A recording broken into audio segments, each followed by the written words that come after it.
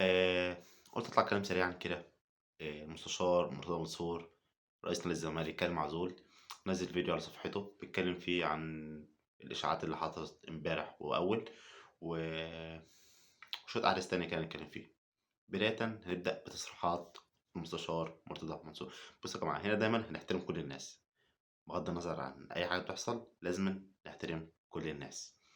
أولًا، هو قال لك آآ بيطلّعوا إشاعات، امبارح طلّعوا إشاعات اللجنة اللي هتيجي ومش عارف إيه والكلام ده كُلّه، ودي طبعًا أشاعة وهو كذّبها، وطبعًا أصلًا هي معروف إنها أشاعة كاذبة لأجل إن هم أصلًا حاطّين أسماء ناس مش أعضاء في الجمعية العمومية تقريبًا على ما أعتقد، وفي نفس الوقت في واحد موقوف دوليًا، فإزاي يتاخد في لجنة تدير نادي الزمالك؟ ده أول حاجة، أول إشاعة هو أنا معاه في دي فعلًا.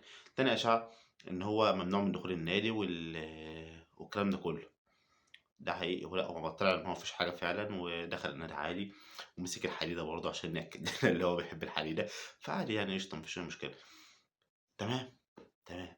في إشاعة بقى أو في خبر طلع قال لك أو تالت حاجة هنتكلم فيها، لا حملة تمرُّد اللي اتعملت زي بتاعة أيام مرسي 2013 يعني، اللي هو إمضاء اللي إحنا عايزين مرتضى ومش عايزين حد تاني، عايزين مرتضى كمان مش عايزينه يتعزل. هو بمزاجنا؟ أنت بتعمل إيه؟ يابا ركّز الله يسترك. أنت مستوعب؟ في إحنا في بلد، في قانون، في لائحة. ده كان حاجة مش عايز أتكلّم في السياسة يعني، ده كان حاجة تانية. إحنا هنا في بلد ودولة وقانون ولوايح، وزارة شباب ورياضة، ووزير شباب ورياضة، وفي محاكم وقواضي ولجان وفيفا وكاس وفي في حاجات، في حاجات كتير. أنت مش مستوفي الشروط واتعزلت، والّا أنت شاطر تطلع وقت الجد تقعد تقول إيه، أنا عندي استعداد أعمل انتخابات، عندي وهاكسب ما خلاص يا عم أنت معزول، نفذ القرار بقى، وابقى شوف بقى هتعمل إيه في الانتخابات بعد كده. لأ، الصراحة قعد يقول لك يعني إن هم عايزين يمشّوه طب يا عم طبّق القرار. هو ما فيش واحد في مجلس إدارة نادي الزمالك هيقدر يطبّق قرار عزل مرتضى منصور. فهو عمل بتاع حملة تمرُّد عشان يجمّع حوالي 50,000 صوت، يبقى نُص بتاع الجمعية العمومية، ويبقى يعني إيه أمر واقع أو فرض على أساس الله أعلم بقى هو الكلام ده صح والّا غلط. هو راجل قانون فممكن هيشكّله باللي هو عايزاه. بس هل وزير الشباب والرياضة أشرف صبحي هيسكت؟ تبقى كارثة والله العظيم. هو بُص، أنا عايز مرتضى يكمّل، لإن يعني ببساطة تكملة مرتضى مكسب للأهلي، أديكم شايفين اللي بيحصل.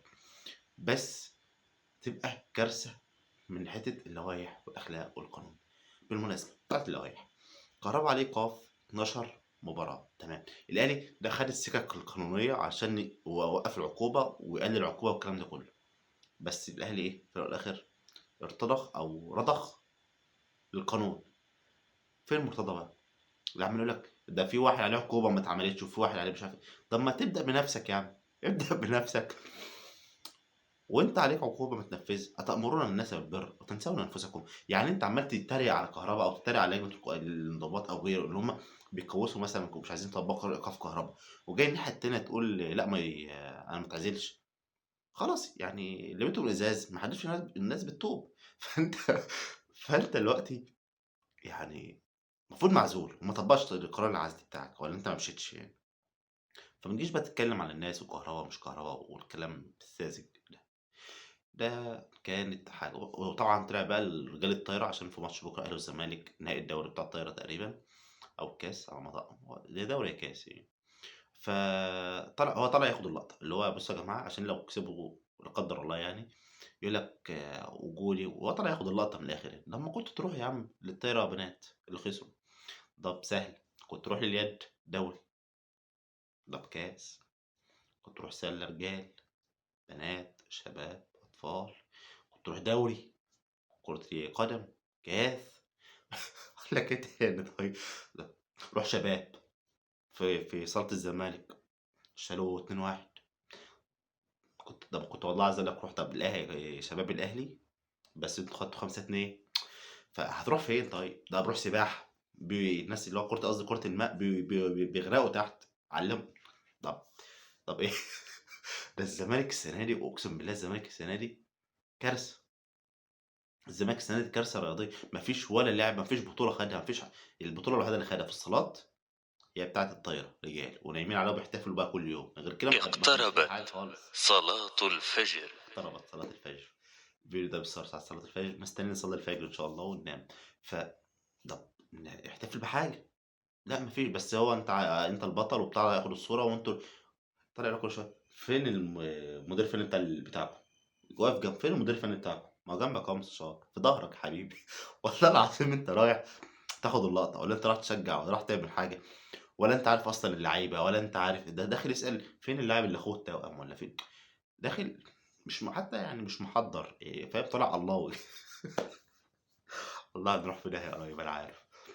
فالصراحة الزمالك حاله والله بجد يصعب على الكافر، ولا كرة قدم ضاع، دوري وكاس يعني هو لسه السوبر، وبيطلّع إشاعات عشان الأهلي هيلاعب الزمالك بكرة في كرة الطايرة. هو من إمتى أصلًا الزمالك والّا أنت والّا إحنا كجماهير الأهلي كنا بنهتم بكرة الطايرة؟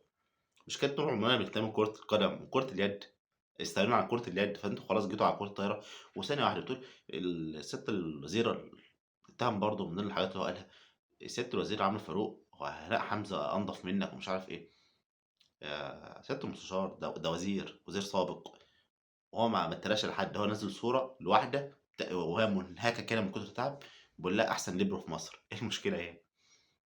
إيه اللي مزعّلك عشان صورة كادر؟ أكيد الكادر منتخب الكادر هو منزّلها كناية عن ثابت الأهلي، بس الراجل كسبان بيحتفل، إيه المشكلة يعني؟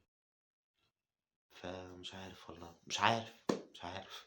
يمكن برضه الخسارة بتزعّل بعض الناس، ويعني وبالمناسبة قناة الزمالك حد بيتفرّج عليها؟ حلو.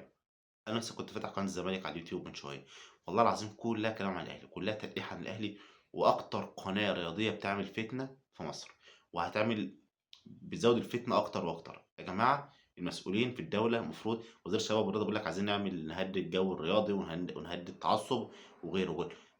سيادة الوزير بُص على قناة الزمالك، المجلس الأعلى للإعلام بُصّوا على قناة الزمالك، كلّها على الأهلي.